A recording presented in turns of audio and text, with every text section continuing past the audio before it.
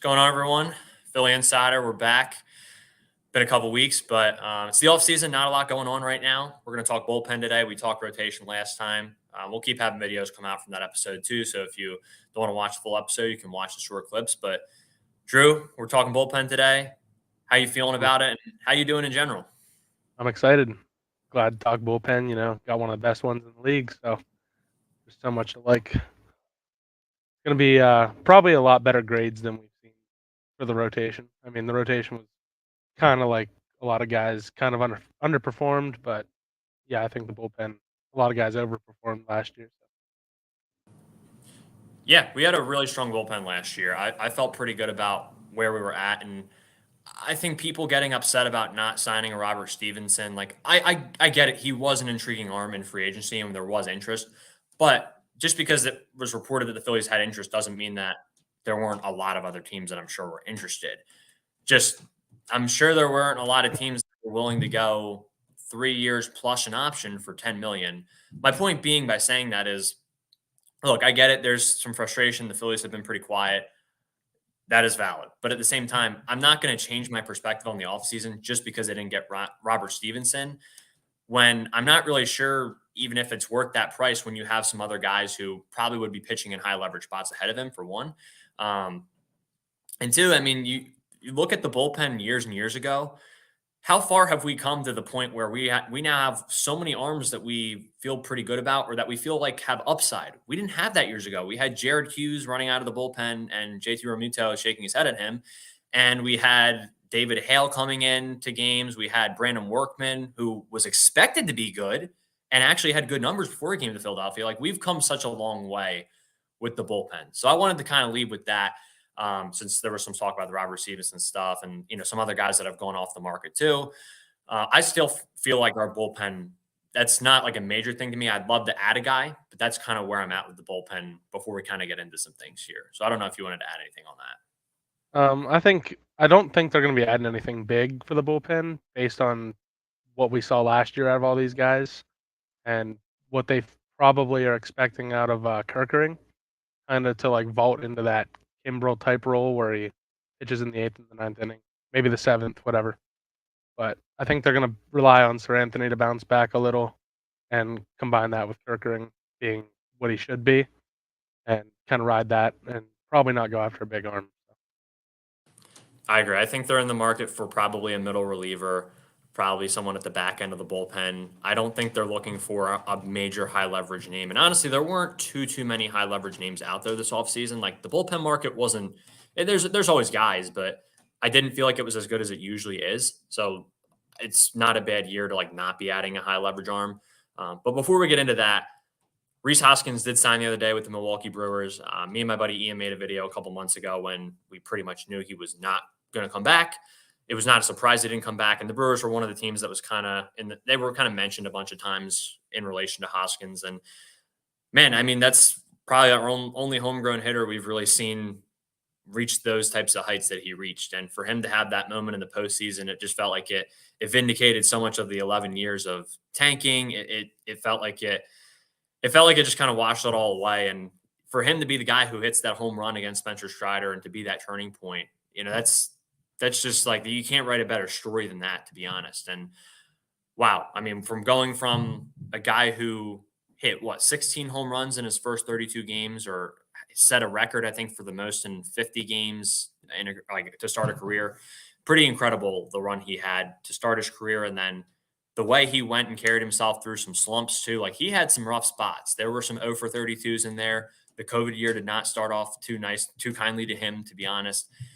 He really overcame a lot of adversity during his time in Philadelphia. And he's just a class act too. Did so much off the field in the community in Philadelphia, him and his wife both. Like, that's a guy you knew it was gonna happen, but I think now that it actually happened, you're gonna feel the loss of not only him on the field. Obviously, we felt that last year already because of his bat, but you're gonna feel like the loss of him in the locker room and in the community. So, yeah, I mean, huge thank you to Reese. That guy was nothing but a class act on and off the field. So I'm gonna miss him, man.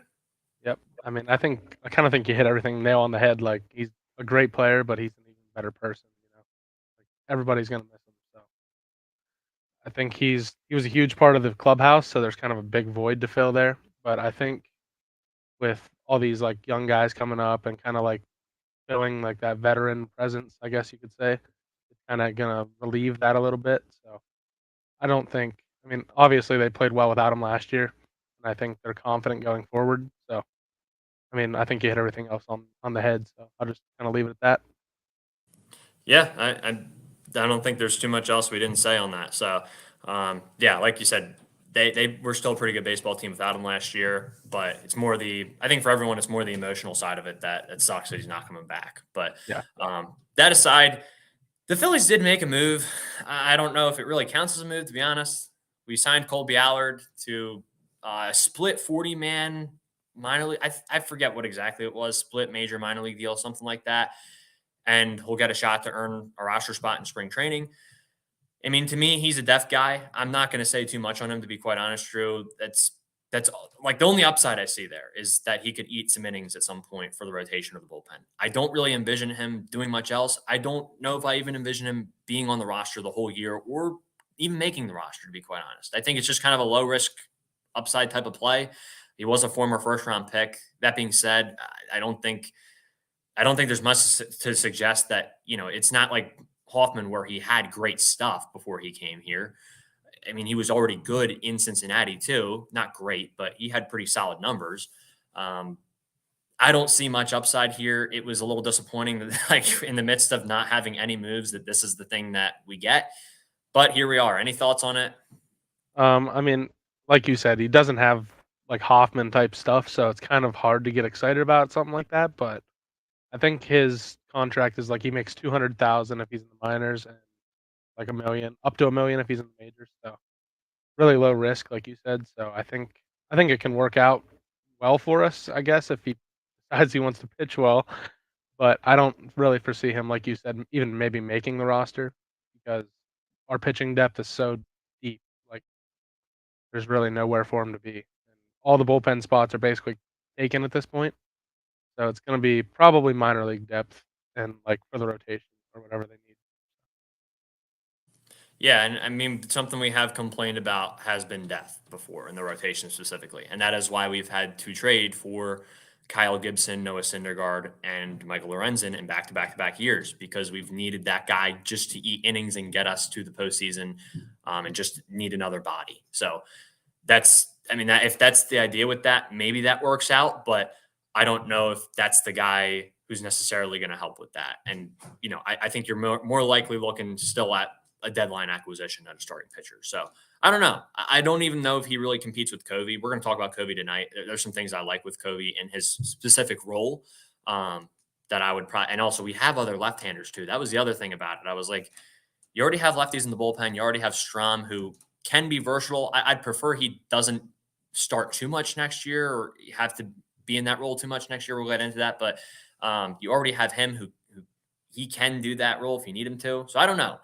Like you said, I don't know if he really makes the roster, but that's kind of where I stand on it, where we both stand on it. But I don't have too much else before we kind of dive into the bullpen. We're going to talk about everyone, so we can lead off, I guess, with some of the guys who didn't pitch as much, or some of the guys who are going to maybe be competing for roster spots this year. Which we'll talk about Bilotti, Brogdon, Ortiz, Marte, talking those types of guys. We'll talk about Vasquez too, who pitched last year.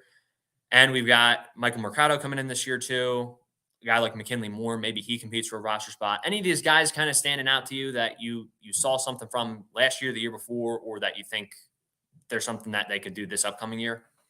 I mean, the biggest guy I think is probably Luis Ortiz. Like he kind of showed you like good stuff that can definitely play in the majors, and I believe he's still relatively young. Yeah, 27. So, I mean, he could definitely contribute if they desperately needed somebody. Like I said, the bullpen spots are all kind of full right now. Like it's kind of a log jam, really.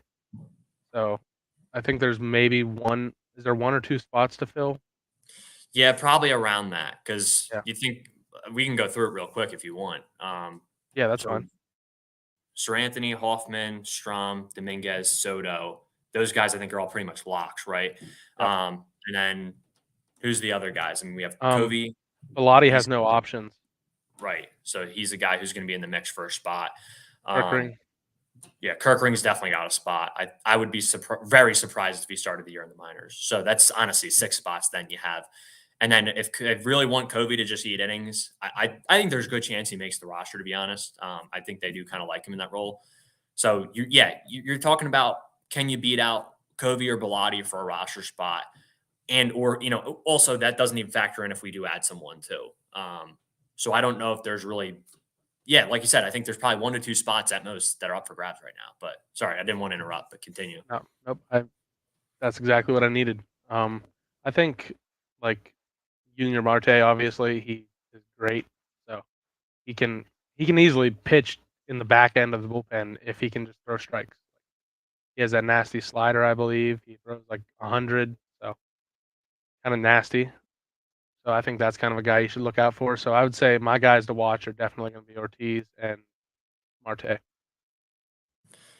Yeah, no, I like Marte a lot. Not at the major league level just yet, just because I do think there's some fine tuning to do. But who knows? That fine tuning could be done this year or before this year, even. Maybe he's ready. Like maybe in spring training we see him look a little bit different. But to your point, the fastball is definitely there. I mean, I think that's a major league ready pitch. I believe he throws sinker as well. I forget if he throws four seam and sinker, but point being, it's there. And the slider again, I think it's really just a command thing. Honestly, he just couldn't really place it where he needed to, but you can see that it's got some movement on it, and I absolutely think that he could contribute at the major league level at some point. So I do like Marte. I like the stuff he has, and like you said, he can eat innings. He's a guy who can come up here. He's going to be one of those guys when a guy gets hurt or someone goes down, or someone's on the paternity list or whatever happens. He's going to be the guy who's called up. And I think he's going to be ready to do his job. I feel pretty good about him in that role, in that depth AAA type of role. And if he can do more than that, then great. But I think the nice thing is they're probably not going to need to count on him to do too much this year. Kind of like last year, there were times where he needed to pitch a little more than you would have liked him to. But if Kirkring does develop like you'd hope, that's not a guy who's going to have to do too much. So I like Marte. I have heard some stuff about Michael Mercado. I've seen some stuff that maybe there's some intrigue there. I mean, obviously they added him for a reason off waivers, so they made that trade with forget who they ended up giving up for that. It was, I think the last name was Leverett. I didn't know them. I wasn't familiar, but he's only 24, so the numbers are in the minors aren't great, but still plenty of time. The Phillies have brought guys in, who are kind of off the radar, diamond in the rough type of guy. I don't know. Maybe he can be that. There's not really much data. I don't have much data, at least, on what he throws, what his numbers are like right now in terms of velocity and movement. I don't know because he hasn't pitched in the major leagues yet, but that's something I'll be keeping an eye. Someone I'll be keeping an eye on in spring training. And yeah, outside of that, I think with Bilotti, my big thing is like he didn't pitch too well last year, and that was a little discouraging because I was campaigning for him to come back up, and I thought he was really solid in 2022. And while I wasn't really high on him in high leverage spots, I did think he was that guy who could come in the third or fourth and get his job done. Now you have a more complete bullpen. There's not as much of a necessity for that role. I could see either him or Brogdon if they perform well in spring training. I could definitely see one of them getting dealt for the right price. I think that would make a lot of sense, especially Brogdon. Like he's always been a guy like he's not super old or anything. He just, I don't know. I think some of it's mental with him. He got put on the development list last year, I believe, because he wasn't pitching too well. There's been some it was a major downside, honestly, from where he was at the year before. And it wasn't anything crazy the year before. It was just we knew he could pitch in the big leagues, and we knew he was going to give again one of those third, fourth inning guys in the playoffs who we knew could get us to that fifth or sixth and get us to the back end of the bullpen. So yeah, that's kind of where I stand on those guys. I don't have too much on anyone else. I'll be interested to see, like you said, I like that you pointed out Ortiz. So that's a guy I'll have my eye on now. But, and yeah, the only other thing I'll say is Vasquez, I thought was pretty solid for us this past year, but we had lefties. He doesn't have great stuff. Like he has a good slider, I think, but his stuff's not going to pop off. Like it's not going to be eye popping, right? It's just not anything that's going to be it's not going to be super crazy to you. And he was expendable because we had other lefties. So I didn't think there was much of a need to keep him. And I think people were shocked that they kept him over or kept Covey over him. But I think Covey, he proved for the rest of the year that he was fine for the role he was in. So that's kind of what I have on Vasquez and some of the other guys too. I don't know if you had anything to add. I'm like I think I told you I'm pretty high on Bilotti. Like I've always Yeah. been. I'm like a Bilotti believer. I don't know why, but like I think was it 2021 or 2022? He showed us what he can really do. 22 for sure. He was I very think solid that year. yeah, yeah. I think like if he could get back to like I don't know what it was last year. It's almost like he was like uncomfortable. Yeah. Like he was getting away from what worked for him. He was trying to do too much, and I think that really hurt him. Obviously, he didn't even Yeah. finish the season. So I think if he can get back to that, I think he can be a good contributor. So, He'll be interesting to watch. Again, like you said, he was solid in that 2022 year. And I think when he doesn't have to be a guy who pitches in high leverage spots. They don't need him to right now in the slightest. So um, before we get to the rest of the guys, and we got through kind of some of the guys who pitched, some of the guys who might pitch this upcoming year. I do want to get to a few of these comments first. So I don't think there's any chance we get Emmanuel Clase. I love him. He's awesome. He's electric out of the pen, and he's a good closer. But I don't think the Phillies are in the market right now for a strict closer. Like I just don't think that's in the cards right now. I don't think they're looking for even a high leverage guy, to be honest. So it would be great. I just don't see it happening. I don't know if you have any thoughts. um, I I just think the cost would be way more than what the Phillies would be willing to give up. I'm not sure what his years of control or anything look like yet, but I think he's under contract for a few years. So I just don't think it would be worth it for what you would have to give. Yeah, and that's the thing with a lot of these relievers and guys on the trade market too. It's just the Phillies are just not really in a situation where they're going to be able to afford any of them, especially closers too. It's just way too much to give up. And some of the mock trades I've seen this offseason for closers have been especially bad. I'm not going to sugarcoat it, and those people know who they are too. So, um, Nick Nelson, Brogdon, Balad. Yeah, Nick Nelson's a name we didn't mention either. I kind of see him as a AAA starter who, again, he's that long man. I think he's if something happens to Covey, I think he's the guy in that role. But I don't see much for him outside of that, to be honest. Yeah, I kind of in the same boat. I don't really trust him to be honest, and I don't think the Phillies do either, obviously. Yeah, But I mean, he could obviously do Covey's job. I'm assuming if he went down. So yeah, for sure. Yeah, it is nice we have depth now in the bullpen. It's really weird, honestly, but um, we have plenty. Yeah, and this is what we were just talking about. Like a lot of guys with intrigue for sure. And I like that he put McKinley Moore in there too. He didn't pitch well last year when he started out in the major leagues. He didn't last long. He lasted a couple of games. But in spring training, we did get a glimpse of what he could do. Like I think that's a guy who could contribute down the road in the bullpen. I don't know about a high leverage role right now. It's a little too early to tell. And last year wasn't super encouraging at the start, but and I don't believe he pitched too well in the minors last year. I didn't keep up with him too much, but I believe he didn't have a great year. That being said, it's a new year this year, so maybe there's some things that he tried out that he figured out at the end of the year. I don't know, but and yeah, we talked about this a little bit in our last podcast about bringing Lorenzen back. I think we're both kind of in the same boat that it would make a lot of sense and at the right price. I think you said 5 million, Drew. I think that's a pretty reasonable price. So I don't know if you wanted to comment on either of those before we jump into some of these key guys in the bullpen. I think with the Lorenzen thing, like all the rotation spots are filled. I mean, there's no spots open unless they're going to go 6 man. And then, like we said, the bullpen, there's more high upside guys than Lorenzen. So I just don't think they would do that. I mean, I would be fine with it probably, but he had a 5.5 ERA with us. So I mean, that's not great. No, it was not. After the no hitter and the Marlins start, things kind of went downhill. But I say we get into some of these bullpen guys, though. There's a lot to talk about, and there's a lot of fun ones to talk about. Do you want to go from kind of the back of the bullpen first and work our way up, or the opposite, or you want to start in the middle somewhere? I was thinking maybe we start with Kimbrel because he's already gone. We have It's nothing good. to I like that. look forward to. Yeah, go for it. For the regular season, obviously, I think he gets an A plus maybe. He did everything you could have asked him, and then come postseason, he just had a meltdown. Like it was catastrophic. Really, he cost us a trip back to the World Series. So I think, I mean, he obviously got more money than I would have gave him this coming year because he took on a big workload last year and he really slowed down at the end. So I don't know. I'm with you, man. I think we got some really good regular season innings out of Kimbrel. I was honestly not expecting to get as much as we got out of Kimbrel. Like I wasn't either. after what we saw in LA, and his numbers aren't bad in LA, but again, look at the eye test, like we saw what we saw. What happened in the postseason this year was kind of, I think we were expecting that to happen a little bit sooner with Kimbrel. And it did happen towards the end of the year. It did. There were flashes of it. We had a feeling that was going to happen. And it's just unfortunate that the coaching staff didn't adjust sooner, in my opinion, because even during the playoffs, when he had some close calls where he got out of it, I was campaigning on here. I was saying, he cannot. You just can't. You can't throw him in these big spots like late anymore. Like he's gonna. I knew he was gonna have to pitch in some of those spots, but there were just some situations where I was like, you got to just try something different. You can't move off of Hoffman after one, kind of, in my opinion, not fluky, but tough break against Austin Riley. I mean, he muscled that out of there. We've talked about that before, and I get it. Kimbrel was the veteran.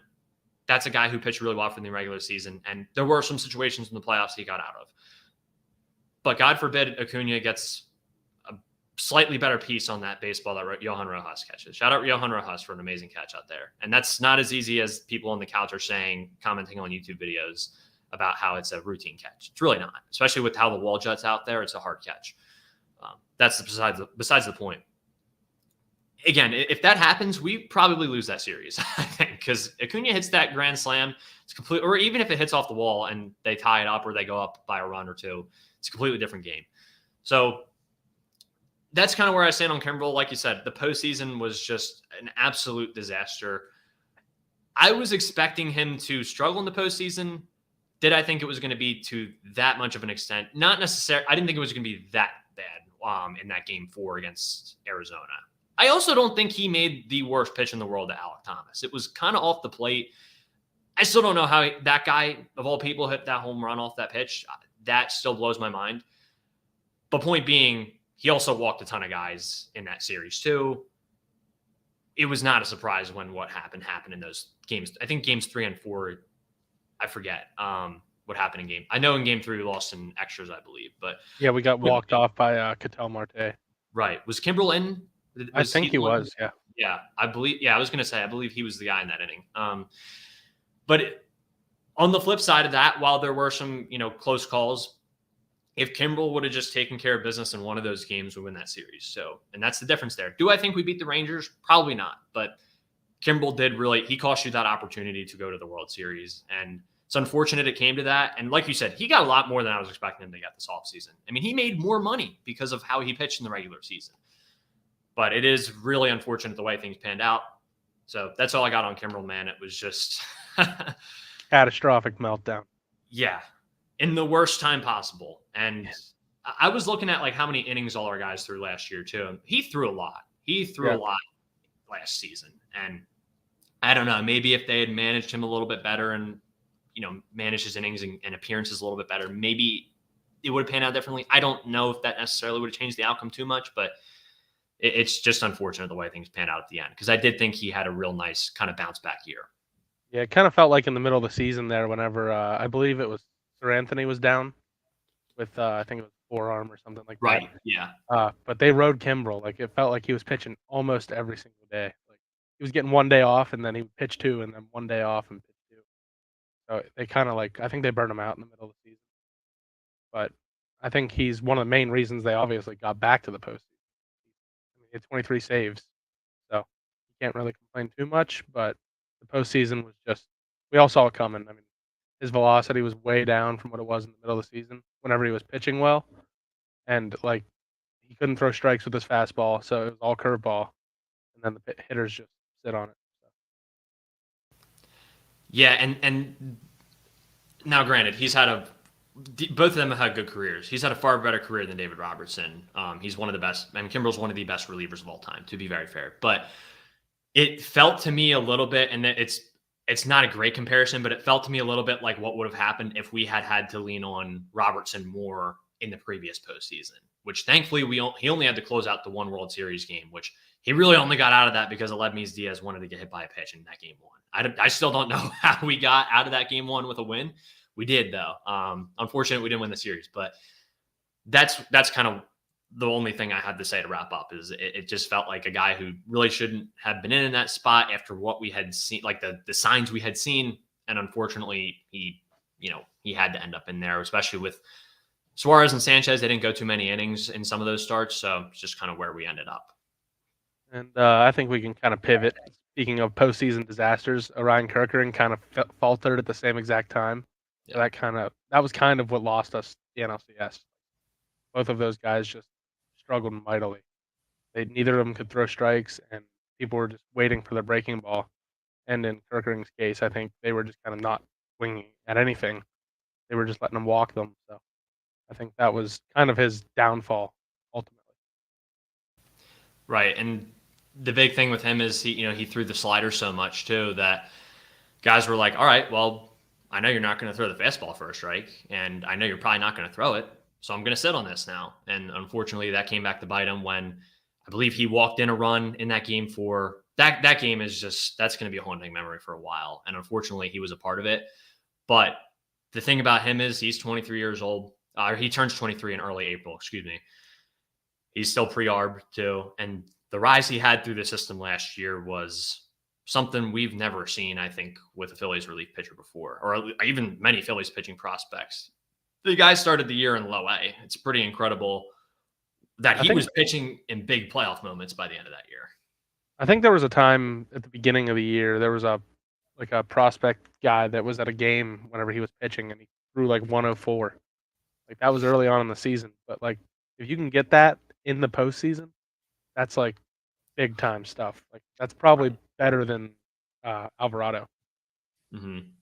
I mean, Alvarado obviously has the cutter, so. Yeah, exactly.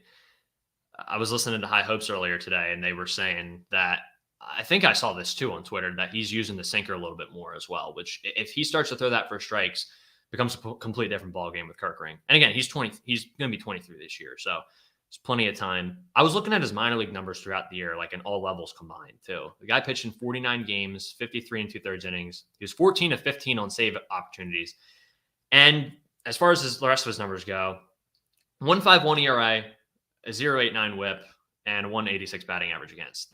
That's ridiculous. Like the fact that it felt like he almost got better as he got higher in the minors at certain points too.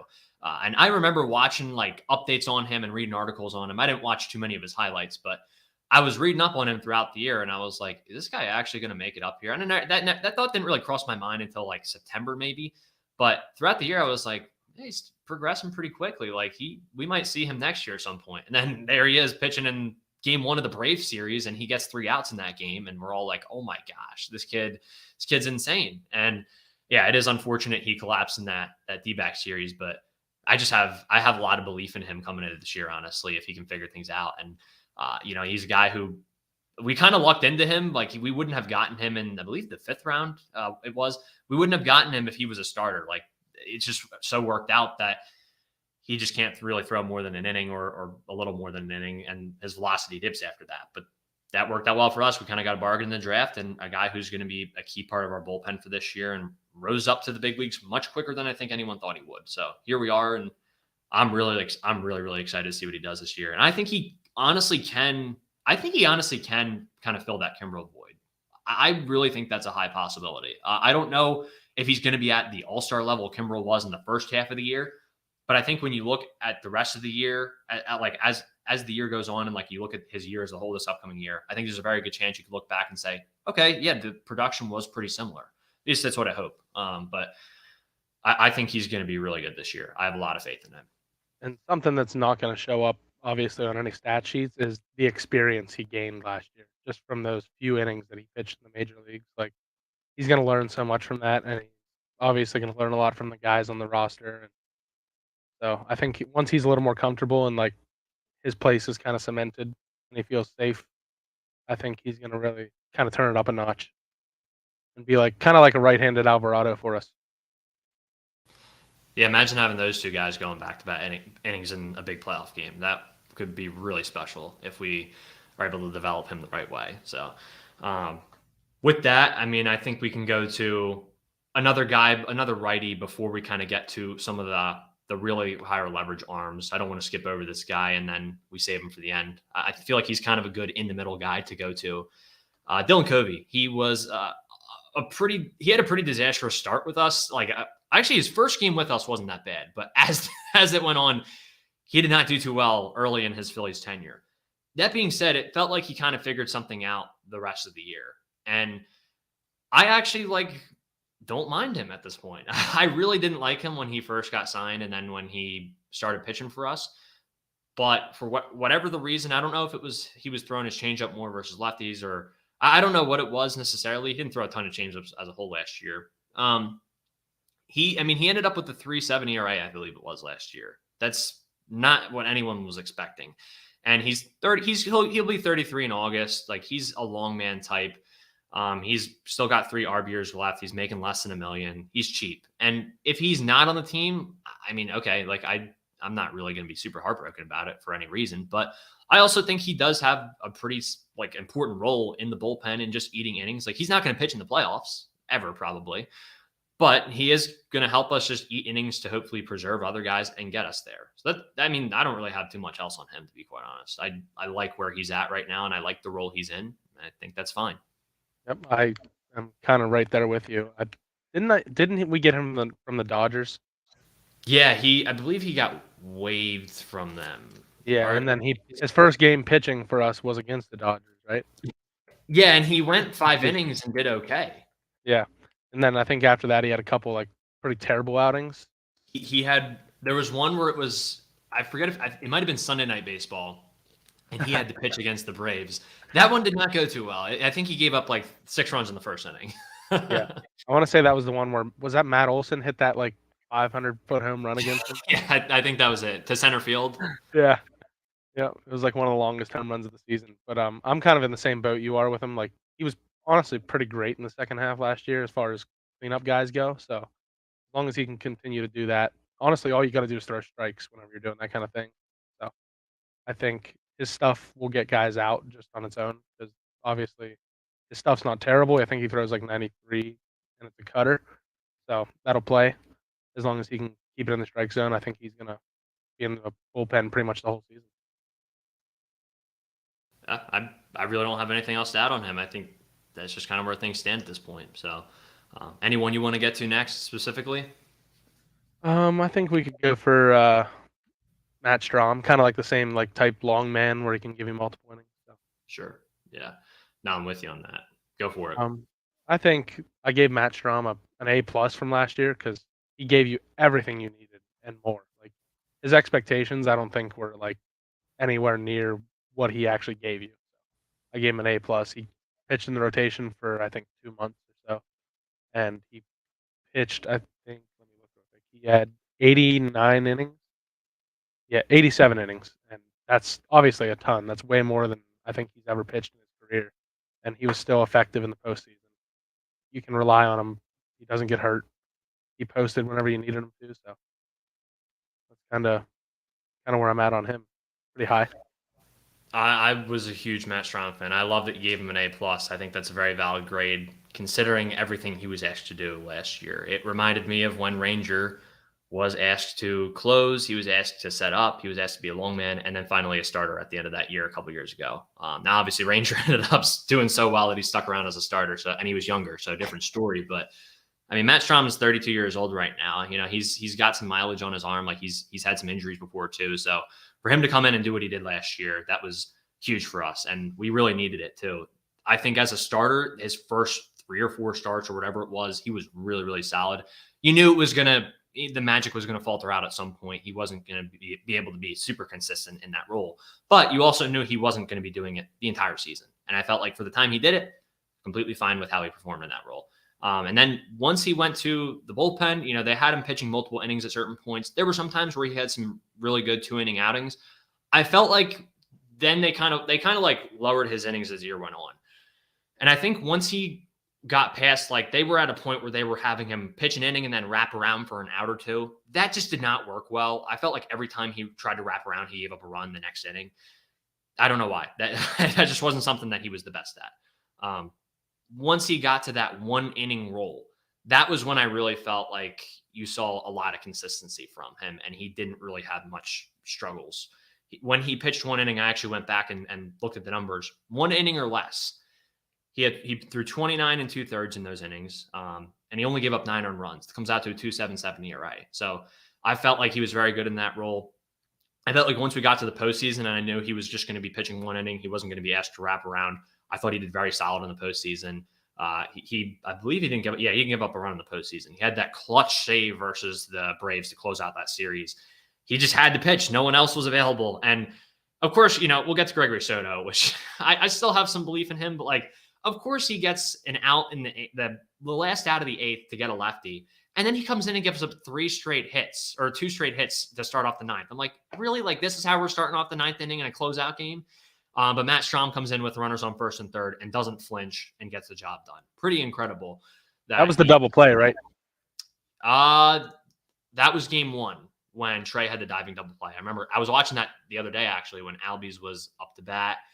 And honestly, he didn't make a bad pitch in that at bat either. Like, I was surprised Albie got as good of a piece on it as he did. He smoked that ball. He did. I mean, that play by Trey Turner was pretty incredible. So, yeah, he got out of that spot too, because if he doesn't get out of that spot, the narrative on Strom in the postseason is completely different, honestly.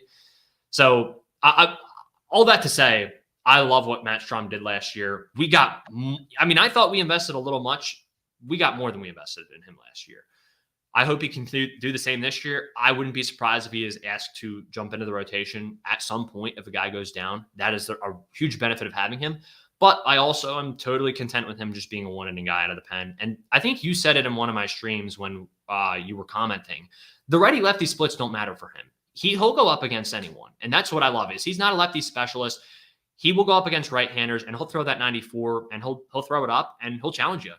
And I think that's the thing. Like, his fastball, yeah, it's only 94. Like, it's not as fast as some other guys throw it, but it feels like he kind of is deceptive with it, and it feels like it kind of rises on guys. Like, they're not really expecting it, and they seem to be a little late on it. So I love what he brought to the table, man. I think he's got pretty solid stuff, too. Like, it's not something that's going to jump off the charts at all times, but I think it very much plays, and I think he's going to be a really important part of the pen next year, too. I'm right there with you. I mean, kind of to be like a reliever and pitch near the back end of a bullpen, you kind of gotta be ballsy. He's the definition of that. He doesn't care who you are. He'll throw fastballs right by you, whatever he needs to do. Exactly. Yeah. And speaking of ballsy, I do want to get to another guy in the pen who this might be my favorite guy in the pen, honestly. Like, he's not the best one, but Jeff Hoffman, he's got a fire to him, man. He really does. Like, he was a guy when he came off the mound last year. There were some times where he was chirping, and there were some times where he was yelling at his own dugout, yelling at the other dugout. Like, that's the type of fire you need that out of your guys out of the pen. You really do. And man, what a find! What a find by Dave Dombrowski and this scouting department and this front office. This guy, yeah, that too, right? That whole story. I'll let you fill everyone in on that story. If in case I'm sure a lot of people know, but I'll let you tackle that story. But like, he was like I said, he had pretty good numbers for the Reds last year or the year before. And there was some upside there. You knew his stuff was good. He's a former first rounder, but I don't think anyone saw like the year he had coming at all. Even at the start of the year, like the first half of the year, if you had told us that he was going to do what he was going to do the rest of the season, I don't think anyone would have expected that, honestly. Like, he really turned it on the rest of the season after the All-Star break, and especially August, September. Even in the playoffs, I thought he had some pretty good outings. He wasn't perfect in the playoffs. We'll talk about that. But where do you kind of stand on Jeff Hoffman going into this next year? I mean, A+. I mean, there's really no explanation needed. That guy is a dog. He's like, he pitches with, like, he's kind of like Strom. He's ballsy, like you said. Yeah. He has that fire. Like, he doesn't care who he's pitching against. He'll go in there, drop a nasty splitter on you. Sorry, I'm a little congested. I've been sick. You're good.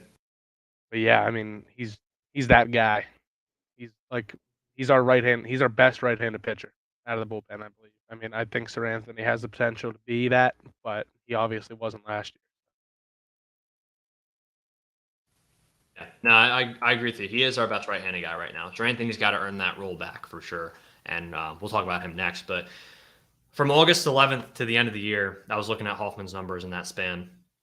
Pitching 23 games, 20 innings pitched, 8 hits, and he only gave up 3 runs in that span. And that was where I really was like, I think a lot of people were thinking, wow, this guy is really great out of the pen. And also at the time, our bullpen was not necessarily performing the best. So I'm sure a lot of people like myself were thinking, oh, shoot, this guy's our only guy out of the pen right now. And things sorted themselves out once we got to the postseason. But at that time, it was almost like a blessing in disguise that we got to kind of see him stand out, so that we knew we had that guy in a sense. And again, like I said, the Riley home run, that was really unfortunate to me. You, if you could go back in time, I think JT and him both agreed to go fastball high, and that was what was working. He threw his best pitch. That was a slider. He hung it. But at the same time, like Riley he didn't get the full barrel to the baseball in that. He muscled it out of there. It's going to happen from time to time. It's just unfortunate we ended up in that situation. It's unfortunate that game ended up being close because we were kind of dominating that game to start. And we all know how that game ended, but we also know how the series ended too, and it panned out well. But Hoffman also came into some big spots in that D-back series, like third inning-ish. That's kind of what I was talking about earlier. He came through big in those spots, and those are big spots. People aren't going to say they're big spots because it's early in the game. In the playoffs, every inning is important, especially when your starter doesn't go very long. That's a huge spot to be in, and I believe he stranded a runner on third in one of those innings too. Game 7, he did give up a hit. It wasn't his runner on base, but he did let a guy cross the plate. I didn't think it was necessarily even the best contact too. And I know I'm sounding like a Hoffman fanboy right now trying to defend him, but all that to say, like, I think he caught some rough breaks. Also, I believe it was his first time in the postseason. I would imagine he never made the postseason with the Rockies and Reds. That would be my guess. I didn't check, but I feel pretty confident saying that. But man, I feel awesome about him going into this upcoming year, and I'm really excited to see what he does. And we've talked about this before.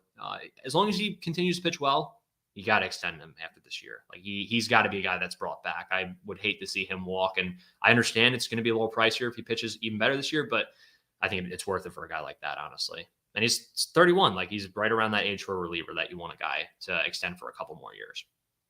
Yep, and kind of to bounce back where we were earlier.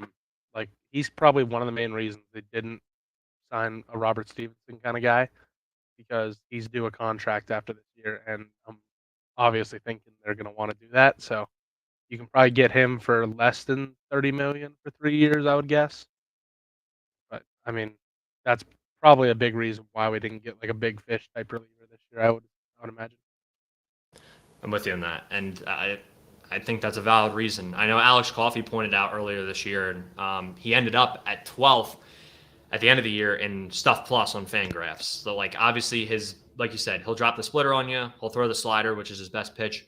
He'll throw the fastball. They're all good pitches. And when you have a guy who has a 3-pitch mix like that and they all play pretty well, that's obviously it's going to be a big weapon for you out of the bullpen. I also realized today he had a .92 whip this year, less than 1. Like that guy came in this year and you look at all his numbers, he just balled out. 158 batting average against. That just doesn't happen out of the blue with guys who just are picked up off the street. Not off the street, but you get what I'm saying. Like I don't know who saw that coming from an eye test perspective or from a numbers perspective. And man, that guy was huge for us this year. And I think to your point about guys who we probably wouldn't have made the postseason without, oh my gosh, he's very high on that list, 100%.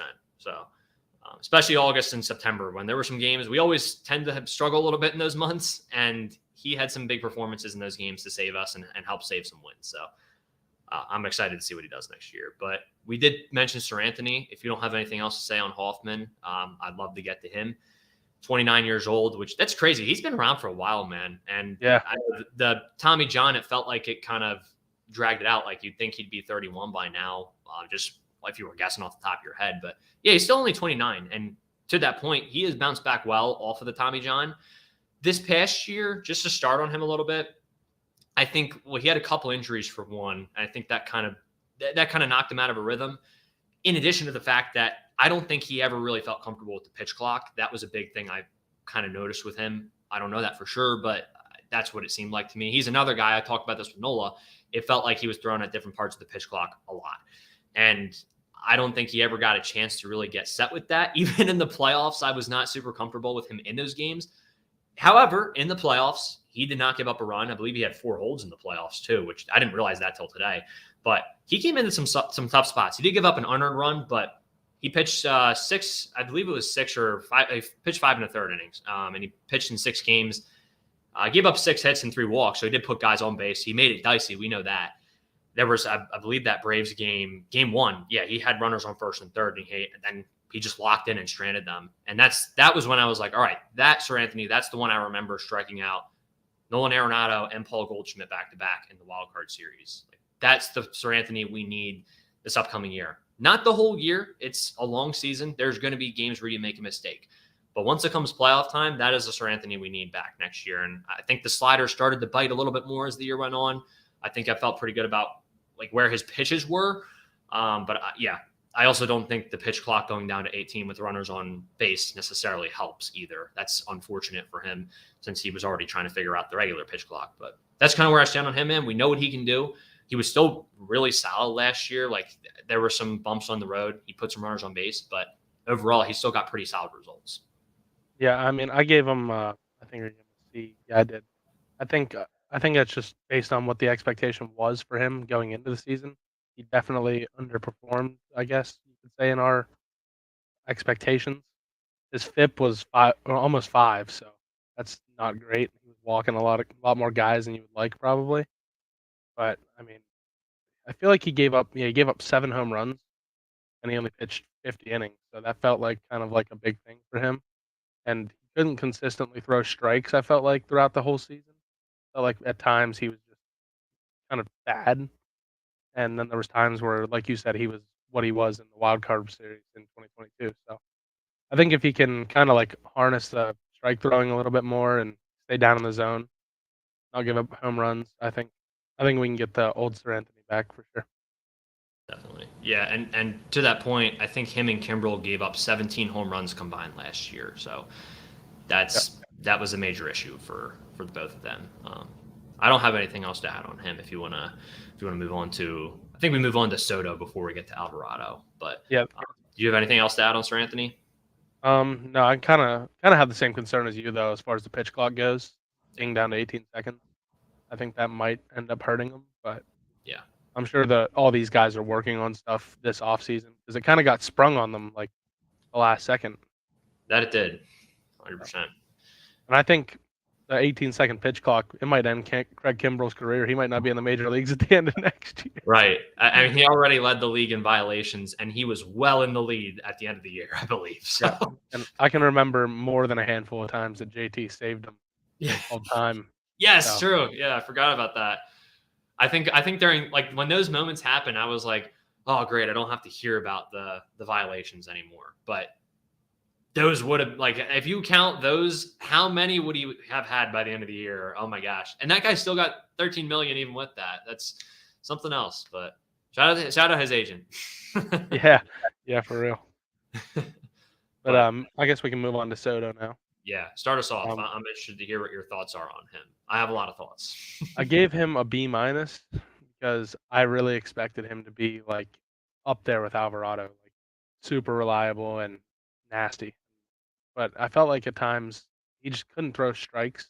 I don't know. I feel like that's kind of a theme, obviously, but these guys with big stuff, they kind of struggle to throw strikes sometimes, for whatever reason. But I think like there was value in the fact that he stayed healthy. I don't think he hit the IL at all, and he's a lefty. Obviously, that adds some value to him. But I think like he had some blow ups. Like I think almost more than half his runs came from like 4 or 5 outings. Probably one of them being his debut with the Phillies. Yeah. Yeah, he was pretty disastrous in some of his games, but I think overall he was pretty reliable. I mean, he wasn't great, but I think he was definitely good enough. So I gave him a B minus.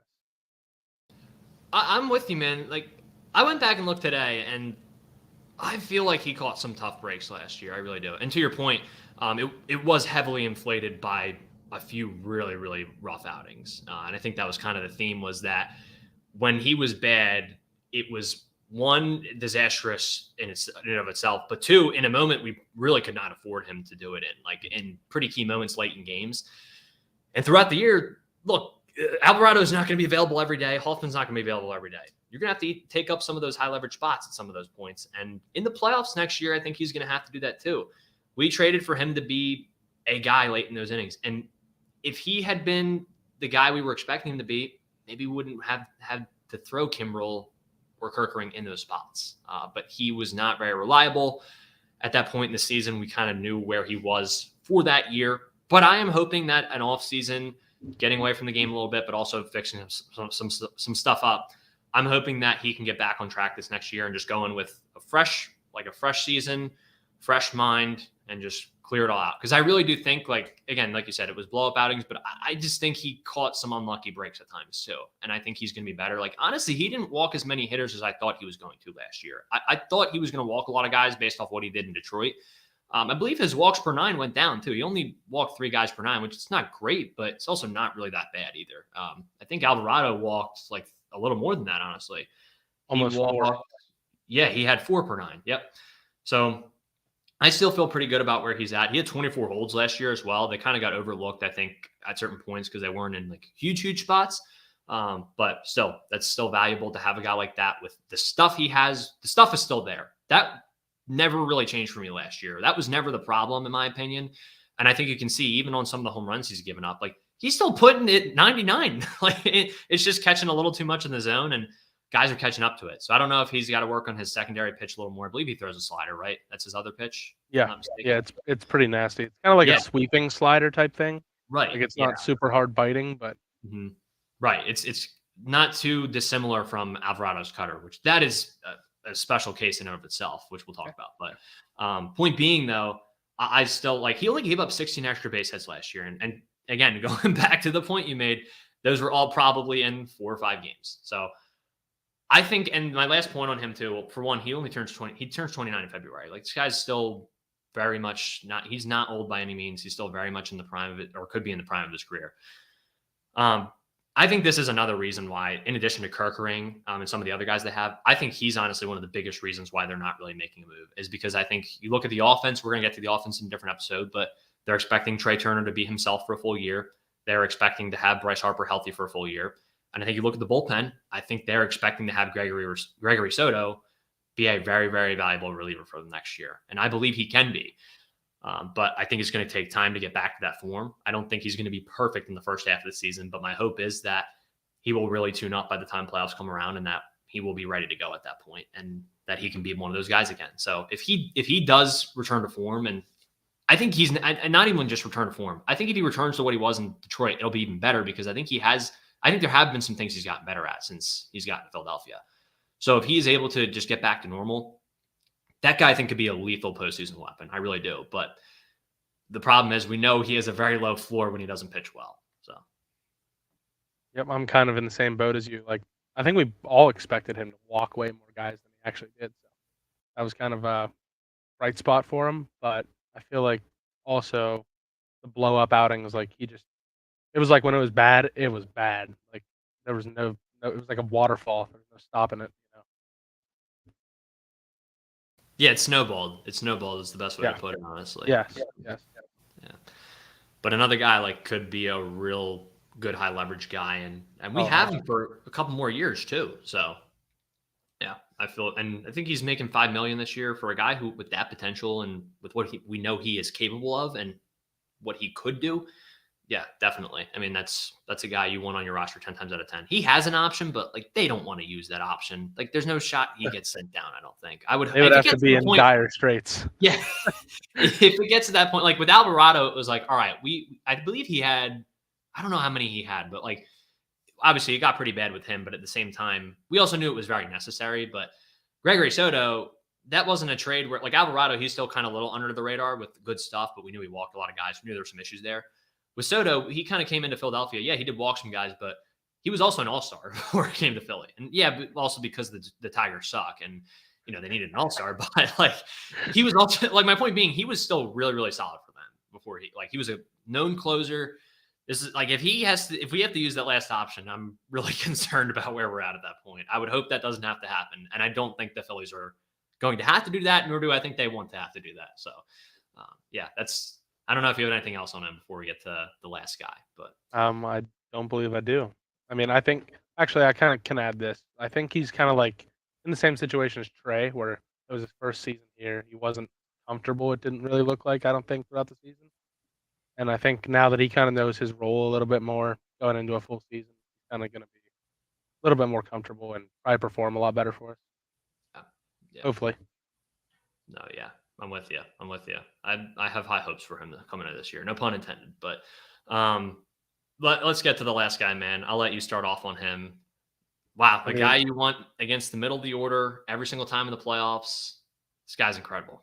Yeah, I mean easily one of the best relievers in the entire league whenever he's on the field. And that's kind of like that's the reason I didn't even give him an A. I gave him a B plus because he couldn't stay on the field this year. I think he hit the IL 2 or 3 times, but he gave you 41 innings, which isn't like a little, but it's not a lot. And he only had a 1.74 ERA. And I believe did he go like 20 outings or 15 outings where he didn't walk anybody? That sounds about right. There was a span where he had not put anyone on base via Right. And then he got hurt and he came back and he ended with 18 walks in 41 innings. So that's not great. So as long as he can not walk people, I mean, he could win reliever of the year. I mean, there's no question about it. He's easily one of the best. He was definitely on track to do so like the first couple months of the season before he got hurt too. That It was kind of like reminiscent of Edwin Diaz the year yes, before. 100%. Or like one of Josh Hader's best years too. We'll touch on that at the end too. I do want to get to that, but Alvarado, man. I mean, the guys, the start to the year, like you said, it was nutty what he did the first couple months of the season. Sucks he got hurt. You could tell like after I think he got hurt twice this year, right? If I'm not mistaken. What's that? He had Twice, two. Yeah, he had two stints. So and they were both elbow inflammation. right, yeah, a little bit concerning. Hopefully, nothing carried into this year. But I think with him, like both times after he came off the IL, it took him some time to get going again too. So I was never really like super concerned about him as time went on. And by the time playoffs rolled around, I knew what we were going to get from Alvarado. I still felt pretty confident in him, but I was a little bit concerned like when that first started. So that being said, he never gave up more than one earned run in an outing this year. That's pretty incredible. There was one where he gave up four, and then only one of them was earned, but that was the only time he even gave up more than one run total. So that coming from what he went to from a couple years ago he was walking close to 7 guys per 9.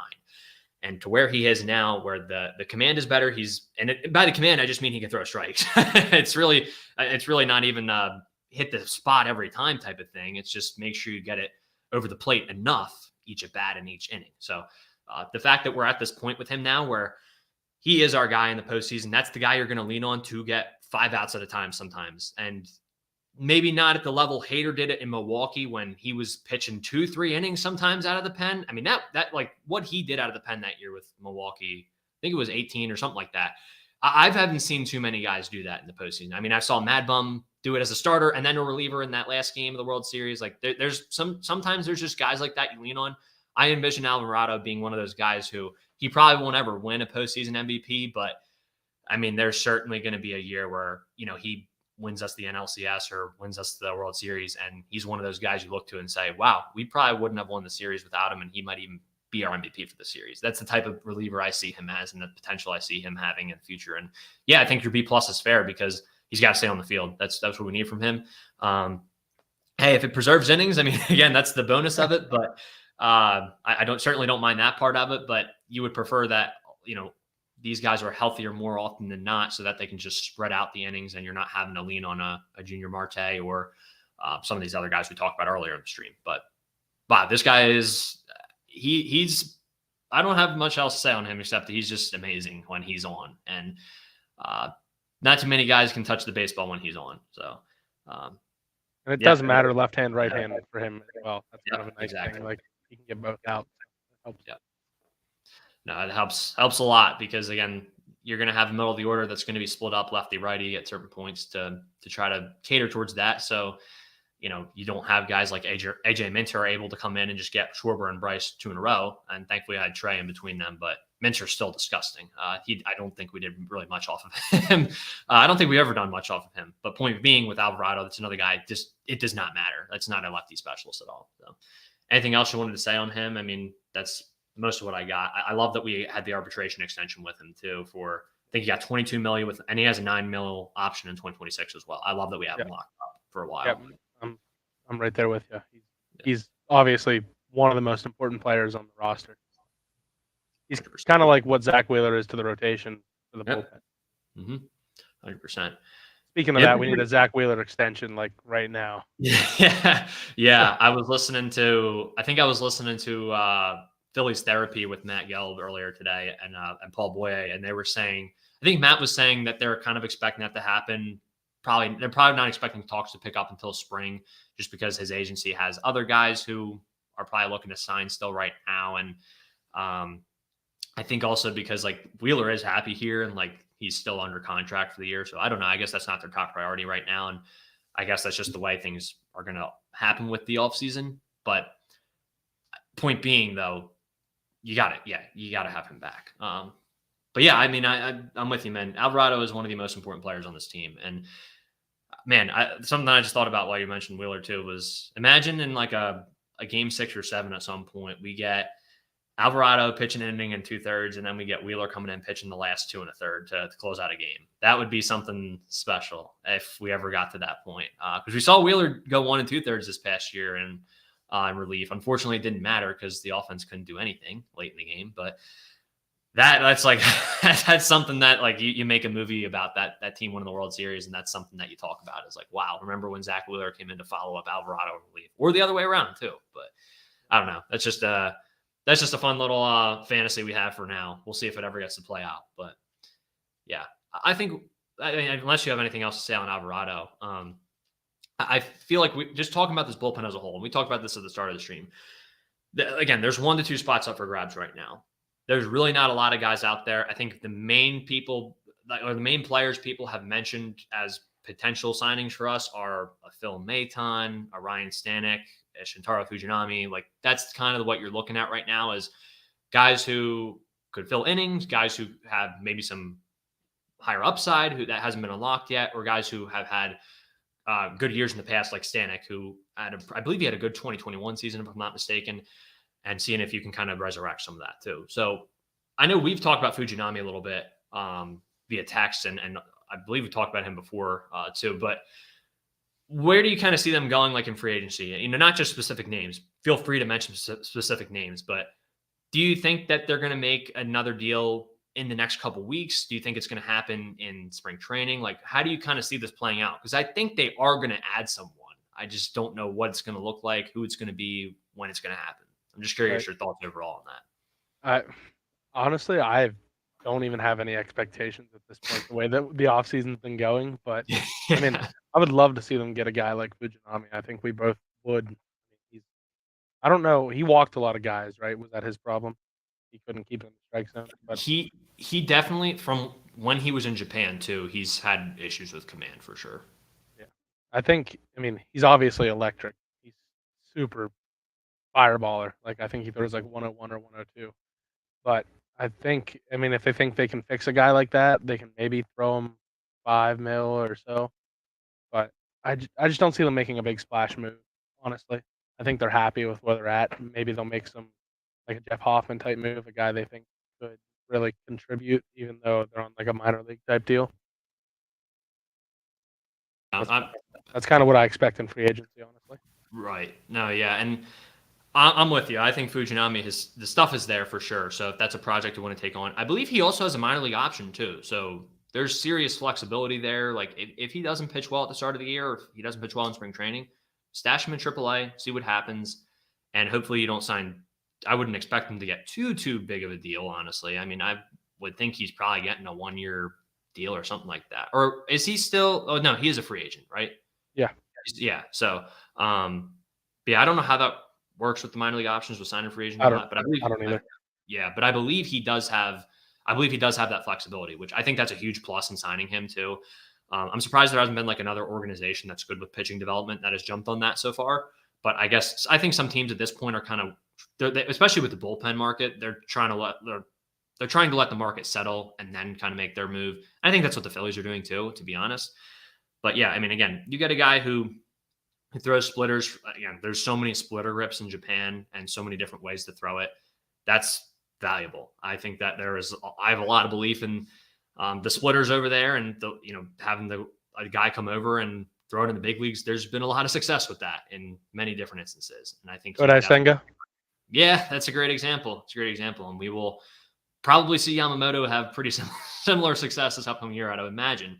But that's a guy who went over to Baltimore last year and he pitched much better. Granted, his numbers still weren't great, but a lot better than it was in Oakland. And, that's not saying much. Oakland's not a great place you want to be right now. And I mean, it's them, and then this organization's not as bad as them, but Anaheim. I mean, that's another place that if I'm a player, I don't want to go there. I mean, you just had Anthony Rendon come out the other day and say he wants to play less games. Oh, yeah, because he doesn't play any of the games at all, for one. And two, he's completely fallen off the map as well. So that's a guy I felt like he got his contract and then he just dipped after that. Like, I don't know what happened, but point being, though, that's another organization. Like, I hope Robert Stevenson doesn't fall off a cliff. He's gone through some other organizations that haven't been great. He's also been with the Rays, too. That's a place I really hope he still goes and has success at. I'm not rooting against Robert Stevenson by any means. I just think the fact that the Angels paid him that much, it just feels like something that is bound to not work out for them. Like that's just how those things go. It's just something that's like it's death taxes and the Angels contract's not working out. That's where we're at this point. But point being with Fujinami, that's a whole side tangent. Yeah, he went to Baltimore last year. It looked a lot better. Obviously, they've had some good player development with all the young guys they've had in the past couple of years. I don't know. I think there is something there that's kind of untapped right now, and I would like to see the Phillies take a shot at him. But I also would not be upset with Maton or Stanek. I think Maton, even though he doesn't throw super hard, I think he's been able to be crafty with what he has, and I think that's a good switch up from the rest of the pen too. And Stanek, again, like I was saying, that's a guy who has had success before. If you want to try a little reclamation project there from 2021 and see if you can resurrect some of that, by all means, I would not be opposed to that. And I believe he's the guy who can go a couple innings too if you need him to. So I don't know. Those are kind of the three names I've heard tossed around. I haven't kept up with too many other guys, to be honest. I haven't looked at any lefties. I don't think we're going to add one. I feel like we have the lefties we need right now. And yeah, that's pretty much all I have. There was another. Oh yeah, Matt Moore got signed. Shout out to former Philly. He's actually done really well for himself ever since leaving Philadelphia. So yeah, he has. He was good for the Angels. He was. Yeah, he's been good in a few different destinations now, right? He was good in Texas too. I didn't keep up with how he did in Cleveland last year, but wasn't he in Texas before he came here? Let me check. I want to say he was, but okay. I mean, yeah. Either way, he's had some pretty great years, actually. Surprisingly. You know who else I always thought of that with was like, so Matt Moore came in, like, obviously, we don't have too many fond memories of him outside of when he had a no-hitter through like 4 2/3 or something. He had some solid starts, and then as the year went on, he just was not very good. But you saw some flashes, and now Matt Moore has gone and become a solid reliever. Drew Smyly, when he was tossed around we were the third team he played for, I think, that year he came to us. Now, he had some decent starts. He also had some really bad starts.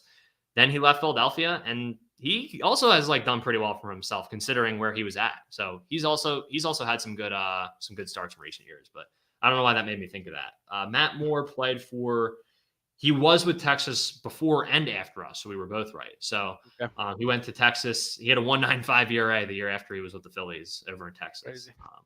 Yeah, talk about a guy who resurrected his career. That's a big name there. But yeah, anyway, I was kind of rambling on the free agents and former Phillies there for a second. But I don't know, man. Any thoughts on this bullpen as a whole as we kind of wrap up here? Like, again, we both said it. We feel good about where they're at. I'm not expecting a major move to be made, but I would like a move to be made in the bullpen that we can say, okay, that's a solid move. Like, that's someone who could help the bullpen. Yeah, I think. I believe they're still projected to be the number one unit in the league, and they haven't even added anybody. They've lost somebody, really. Yeah. But they were the number one unit last year, and I mean, there's no reason to think that they couldn't be this year. Because between guys like kind of coming back down to earth a little bit, like Hoffman probably won't have a 2.4 ERA. Sure. I mean, I'd love him to, but I mean, you also had Gregory Soto with almost a 5 ERA. So I think things will kind of balance themselves out, and they'll probably end up just being at the worst top 3. That would be my expectation for them. Yeah. The way some of the fan base talks about it, you would think we're still one of the bottom bullpens in the league. And I get it. We could use another guy. But even if we didn't add someone, I still feel very good about the group we have, which we've said multiple times this podcast. But 2, if they need to, they will add someone at the deadline or throughout the season. Like, they are not going to be afraid to do that. I don't think go for it. Also, they still have McGarry, and Abel in the minors, and I feel like we could definitely see them in the bullpen at some point this year. Unless Yeah, like Abel, I think they're going to try to keep as a starter more like strictly. Like I think sure. McGarry definitely has a shot to be a reliever Hmm. versus a starter because he totally collapsed at the end of last year. Oh So man, yeah, I think they could get him in the bullpen at some point. So I think you can kind of add him into the mix. He has right. great stuff, but he Yeah, can't throw strikes. right. No, yeah, I agree with you on Abel. I think Abel's probably going to be a starter. But point being with that too, like if he does end up being a good starter, there's also the possibility someone gets pushed out of the rotation, which would most likely be Sanchez in that scenario if he's not pitching well. But that's a whole other case in where we evaluate how Sanchez pitches this year. Which there is. I know we've gone a little over an hour, but I do have one more question I want to get to in a second. But yeah, with McGarry, that's a good point. I think they're still going to try him as a starter to start the year at least. But if things do go south, or even if they don't go like super, I don't know. It's hard to know what they're going to try to do with him because he really did hit a wall in AAA last year with the new ball. So hopefully he's been working all offseason with that specific baseball that he's going to be pitching with at the higher level and in the big leagues, hopefully someday. But yeah, maybe they pivot and maybe he becomes a reliever. If not this year, then next year that could happen too. But I did want to ask you too, to wrap up here, on the topic of like Kerkering.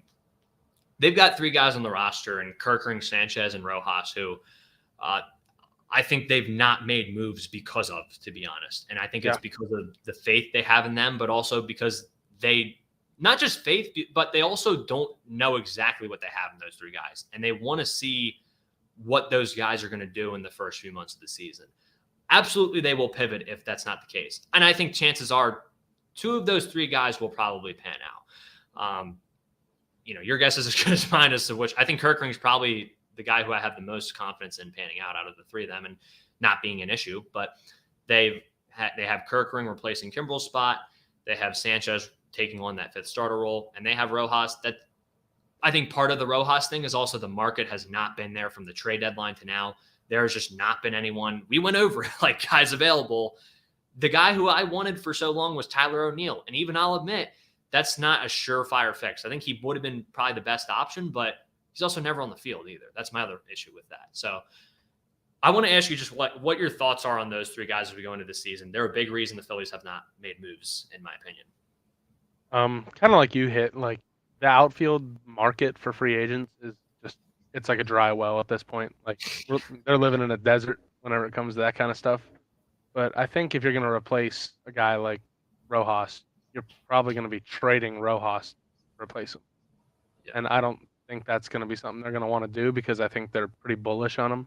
I think they can. I think they really think he can be a superstar Yeah. if he can just hit a little bit. I mean, obviously, you see what he can do on the field. I mean, he's a great defender, probably the best defender in the entire league at center field. So. Yeah. But Kerkering, I'm kind of in the same boat as you. I'm pretty high on him, but I mean, none of these guys are guarantees. Obviously, Nope. I mean, Sanchez is. I feel like he's a little bit more projectable because he was genuine. Like the underlying numbers were great as well. I mean, Right. 1.4 walks per nine. That is Yeah. outrageous. Like Yeah. that is so good. But That'll translate to next year. yeah, throwing strikes translates. I mean, if you can Yes. stay in the strike zone with his kind of movement, I think he's gonna be a ground ball pitcher. I think we talked about that in the past podcast. Yep. Mm-hmm. But Kerkering, I think he's a little bit more volatile. Like he could either be super electric and great, or it could be disastrous. Yeah. I mean, there's kind of not a whole lot of in between for a guy like that, where he's a two-pitch pitcher. That's kind of my opinion on those three guys. Yeah. Yeah. And yeah, I mean, I have a lot to say on Rojas that I'll save for next podcast too. But yeah, he is the one to me out of those three that I'm like most concerned about just because of his plate discipline, the fact that he isn't really a good bunter either. If he could bunt, I honestly like it sounds silly, but like I honestly would feel like a lot better about him. But even with that, there is still plate discipline issues. So I was of the belief, like as soon as the season ended, and even when I got some time to like rethink my thoughts and get away from that tragic postseason loss and clear my mind a little bit, I still was thinking that Rojas needed to be a guy who started the next year in AAA. Even like during the playoffs, I thought that too. I was thinking he needs to start next year in AAA, and I thought there was a chance he comes up at some point. But the Phillies, I guess the way they want to play it is to see how he does, and then they will send him down if necessary. But that to me, he is putting in the work. He has the work ethic. I am hesitant on him. I hope he proves me wrong, and I think the potential is there. But like you said, he is when he's on the field, he's the best defensive center fielder in baseball. That's never in question. I mean, he almost had I think he had 2.5 B-WAR last year, and he only played like 50 games just because of his defense. It was ridiculous. But we're talking guys like Kiermaier and Michael Taylor in the league too, and absolutely, I know it's been a small sample size. He's probably better than them defensively too, which is crazy to say. Those guys are so freaking good. If he meets the innings requirement this year, like if he makes the team out of spring training, Gold Glove, absolutely. 100%. Should win a Platinum Glove. Yeah, that's true. He's that good. Yeah. I mean, if he can just hit around like 260, 250, I mean, I think you take that every day. Yeah.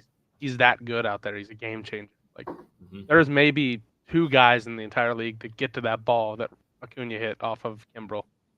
I mean, people made it like you said, they said it was like not that impressive, but there is like nobody that gets to that ball. I mean, you see the jumps this kid gets, it's incredible. Like he makes it look so effortless, and it's special to watch for sure. Yeah, and that's the thing. Kiermaier, he's getting a little bit older now. He hasn't really slowed up yet, and part of that is because he also gets such good jumps, and you see a lot of that with Rojas too. It's not just that he has the speed and the acceleration to get out there; it's that he is reading the baseball well off the bat. He's just a natural, and that's something we've always kind of known since we got him too. Like that was all that was talked. And I'm not going to act like I sat there and watched him in Dominican Summer League when he was in rookie ball, right? But we all knew from what we read that he was an elite center fielder from the time he got here, and that's something we've heard a little bit about. I don't know if you've read up on Starlin Caba. I hope I'm saying his name right. The shortstop in our system. Yeah. There's been a lot of talk about him at shortstop being that defensive potential too, which that's exciting. We have a lot of guys who are like 19, 18 who are all really good. So it's exciting to see how the system's like being built at the lower levels, and the upper levels are not there yet. There's really not a lot of depth at the upper levels, but point being though, with Rojas, man, yeah, he's got that potential. And I do want to save some of it for when we get to that later podcast, but he really, I mean, he is a major part of this upcoming season, in my opinion, as like how he plays. It's not going to make or break the season, but it's going to be a big part of how the Phillies approach the trade deadline. It's going to be a big part of how the Phillies, how they kind of fare in the postseason too, because you need 1 through 9 you can't have a guaranteed out there. And if he's not a guaranteed out, that would have changed everything last year too. And I think, like you said, to Kerkering, with him getting that experience now, being in that moment, that's only going to make him hungrier. And I think that's really valuable to have guys get that experience. So, yeah. I mean, like him being on the team versus being in AAA, it completely changes the outlook of our outfield defense. It does.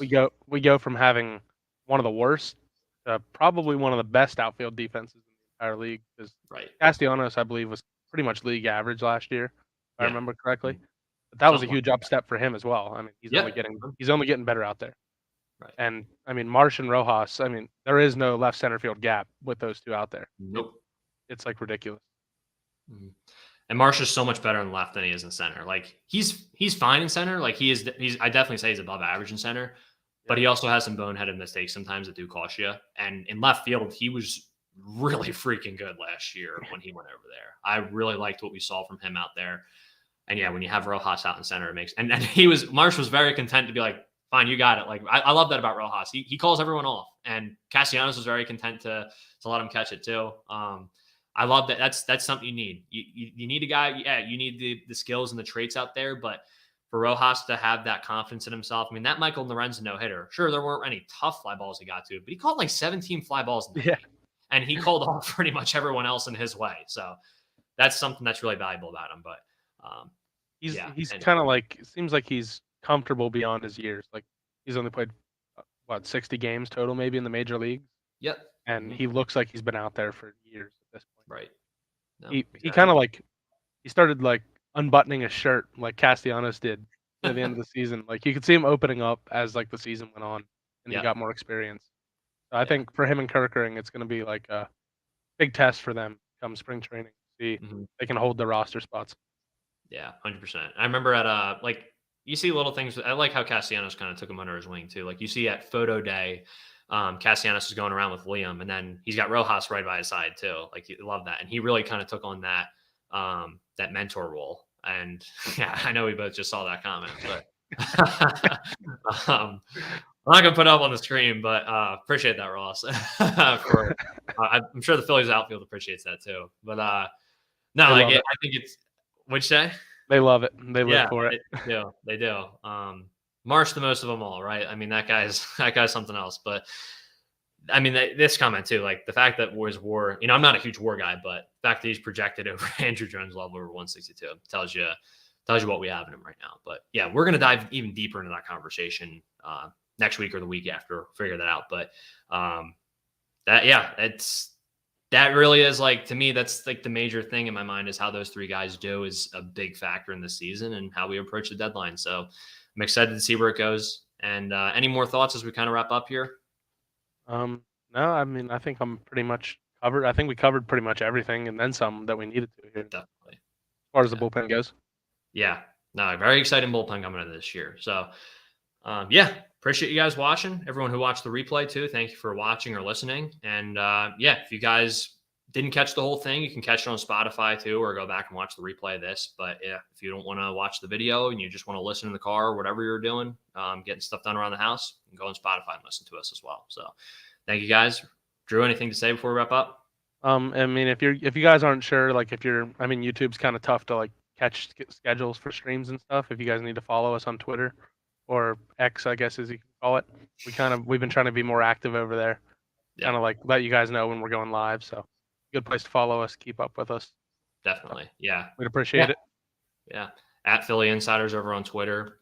Post on Instagram when we're live every time too on our story. I think we're just at Philly Insider Podcast on Instagram. So yeah, but we're going to keep doing this. It'll be much more exciting as the season comes around. We're getting close. Only got 3 weeks till pitchers and catchers. And yeah, I'm looking forward to it, man. So thank you guys for watching.